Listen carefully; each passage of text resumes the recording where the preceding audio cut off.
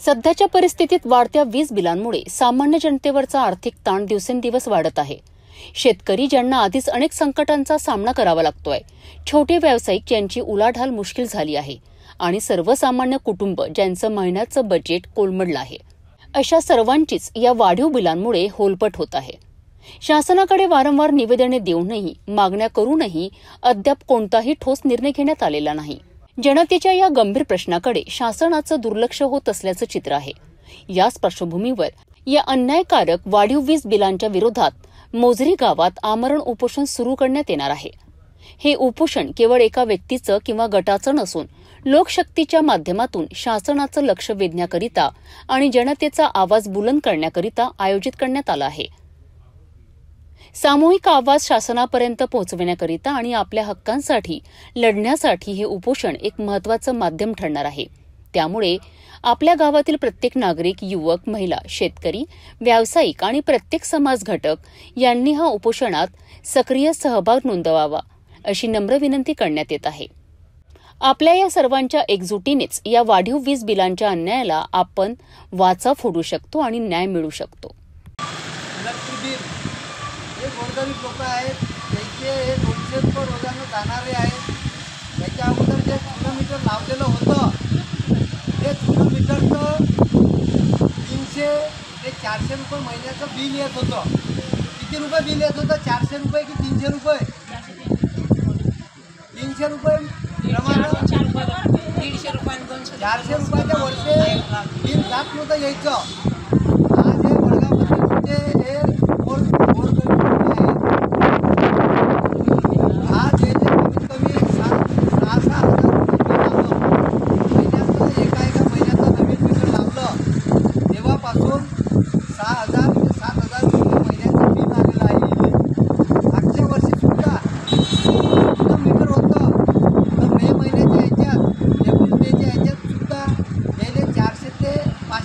Bill आलंय। किती आलं बिल तुम्हाला? 500, 400 ते 500 रुपये मागच्या वर्षी। एवढा उन्हाळा होता, या वर्षात तरी एप्रिल मे महिन्यात सुद्धा पाणी सुद्धा आलं। लगातार 8 दिवस पाणी आलं। त्याप्रमाणे एवढी ऊन कमी नाही या वर्षात। तरी यानं नवीन मीटर लावलं, डिजिटल मीटर लावलं, तेव्हापासून ह्या गोरगरीब लोकांना 6 ते 7 हजार रुपये महिन्याचं बिल आलेलं आहे। आणि हे 6 ते 7 हजार रुपये भरू शकत नाही गोरगरीब लोक। खायच्या माता भराव, यायला नोकऱ्या नाही, यायला कामधंदे नाही, अशा वेळेस हे एवढाला बिल भरू शकतात काय? याच्या घरी फ्रीजसुद्धा नाही आहे। साधी चौकशी कधी केली तर याच्या घरी 2-2 फक्त लाईट आहे आणि ते झोपाच्या वेळेस हे लाईट बंद करतात। काही मोठे लाईट नाही, जास्त पॉवरचे लाईट नाही आहेत, फक्त 60 वॅटचा बल्ब आहे याच्या घरी। काही फ्रीज नाही आहे, काही वॉशिंग मशीन नाही आहे, काही मोठी LED TV नाही याच्या घरी। अशा याच्यात कधी एवढाला बिल देत असतील तर आम्ही बिल कसं काय भरावं? म्हणून आमचा एकच विचार, जुनं मीटर लावून द्या आमचं आणि हे नवीन मीटर काढून द्या।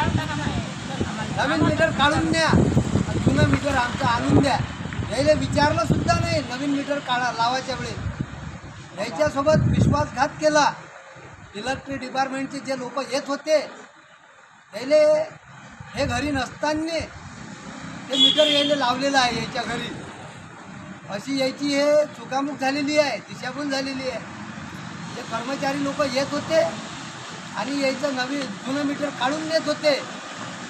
आमचं जुनं मीटर लावून द्या आणि तुमचं जे काही अदानीचं मीटर लावलेलं आहे, बरोबर ते मीटर घेऊन जा। आणि आम्ही एवढं बिलसुद्धा भरू शकत नाही। हे 8-8 हजार 9-9 हजार आम्ही बिल भरायला तयार नाही आहोत। नाही तर हे काकू आहे, काकू तुम्हाला 17,000 बिल आलं ना? या इकडे पेंडालमध्ये, या इकडे। बोल नाही जात इकडे। 17,000 रुपये बिल आलं या काकूले। 17,000 भरू शकते का बिल? म्हणून म्हणतो की सगळे वडगाव फतेपूरचे हे मजूर लोक आहेत आणि ह्या मजूर लोकांवर हे इलेक्ट्रिक डिपार्टमेंटचा अन्याय होत आहे। मजुरावर अन्याय करत आहे इलेक्ट्रिक डिपार्टमेंटचे कर्मचारी। मागच्या वेळेस सुद्धा त्याला 400-300 रुपये बिल येत होतं महिन्याकाठी. त्यावेळेस त्यानं त्यांच्यावर अन्याय केला आणि जोपर्यंत ह्या गोरगरीब लोकांना न्याय मिळणार नाही तोपर्यंत आम्ही हे उपोषण मागं घेणार नाही. कारण की सगळे मजूर लोक आहेत तिथं आणि मजूर लोकांना न्याय मिळाला पाहिजे त्यासाठी हे उपोषण चालू आहे. विचार करायची गोष्ट आहे. इथं कोणी सर्व्हिसवाले लोक नाही आहे ना कर्मचारी लोक नाही आहे. जे काही लोक बसलेले आहेत हे सगळे मजूर लोक आहेत. ह्याच्या घरातला कोणी कर्मचारी सुद्धा नाही आहे आणि अशाच लोकांनी हे बिलं एवढ्याले बिलं दिले 8-8 हजार रुपये बिलं दिले. आणि एका महिन्याचं 8-8 हजार भरू शकतात काय? याच्या घरी अपंग लोक आहेत, याच्या घरी बिमार लोक आहेत, याच्या घरी एवढं बिल भरू शकत नाही. शासनानं लवकरात लवकर याचा विचार करायला पाहिजे आणि याचं बिल कमी करून द्यायला पाहिजे आणि हे नवीन मीटर घेऊन जा तुम्ही. नवीन मीटर आम्ही लावू शकत नाही.